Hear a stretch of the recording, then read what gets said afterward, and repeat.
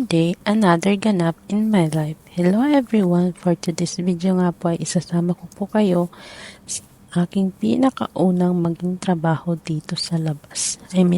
Kaya ko sinasabing labas is dahil before po, sa bahay po ako nagtatrabaho as a katulong. So ngayon nandito tayo sa labas, nakalaya na tayo at para makipagsapalaran sa panibagong hamon ng buhay. So, ito na nga po, nag-aayos po ako ng buhok ko. Kasi nga, para malinis yung pagmumukha natin. Clean tayo tingnan. Kasi pag nakalugay ang buhok natin, medyo, magulo. Mahangin dun sa papasukan ko, kaya kailangan ipit ang hair. Diba? Excited ako dyan. Siyempre, first time po to. At this time, nasa bus na nga po ako. Ayan. Papuntang na po ito, Max Station, kasi doon nga po kami susunduin. So, ayan, nag-video lang ako sa aking face, kasi parang ang ganda, charis lang. So, dito na nga ako sa may Max Station at nagkagulo nga ang mga tao. Dahil ang line ng metro ay hindi gumagana. Pili lang yung pwedeng puntahan. So, dito na kami, malapit na po kami sa Dubai Harbor. Ang location nga po namin ngayon ay nasa Dubai Harbor. Dito po yung booking namin today. So, ayan, ang ganda ng mga building, diba? Charis, no? Na-amaze ako. First time ko dito See, state of mind. Diba? Sana all. So, first time ko dito sa lugar na to. And, syempre, na-amaze ako, diba? Sino bang hindi ma-amaze sa ganito kagandang lugar? Diba? Habibi, come to Dubai.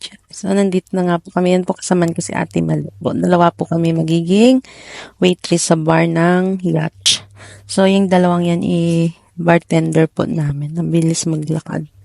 Nahabol na nga po namin. So, yan. One of those yachts po is nandyan po yung booking namin. So, pupuntahan na namin.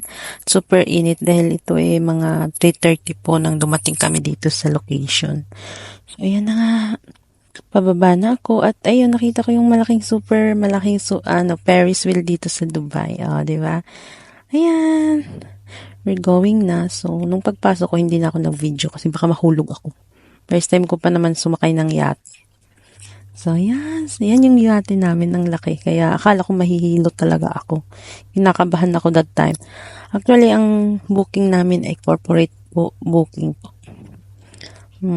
So, ayan. Ganda ng view, Yan, that time, nag-inom-inom na sila.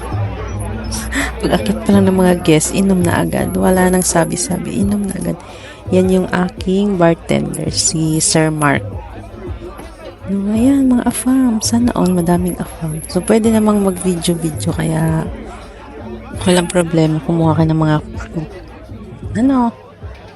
nalimutan ko nga pala i-video yung sarili ko. Puro afam ang nakuhaanan ko, Pero okay lang yan. Ang importante nakapag-video ako. Yan, ayan nga yung sunset. Sunset. Ang ganda, diba? Timing na timing sa amin. Kaya nakuhanan si kuya ng clip sa pag-sunset. Yan, yung mga nag-iinom lang yan, walang ginawa. Yan, gabi na yan. Super disco na sila. Ayan si Ate Malu. Yung mukha ko, wala akong clips. Ito nga po pala, si Sir Sijan, isang bartender namin. Sejan. Isang bartender namin. At this time, nakainom na sila. Pero ayan, nasayaw pa din. Lang naman tong pagkain nila. Hindi na mga hard food, yung mga parang snack. So, ang ganda ng gabi, Ang ganda ng gabi yung tawag nito. Ayan yung name ng company na nanonood kami ng drone show nito kasi after nito, patapos na yung booking namin. Ayan, sana na-inspired kayo sa galing pagiging katulong hanggang sa nagtrabaho sa ganitong klase ng trabaho, diba? Sino bang mag-aakala? So, thank you for watching. Bye-bye!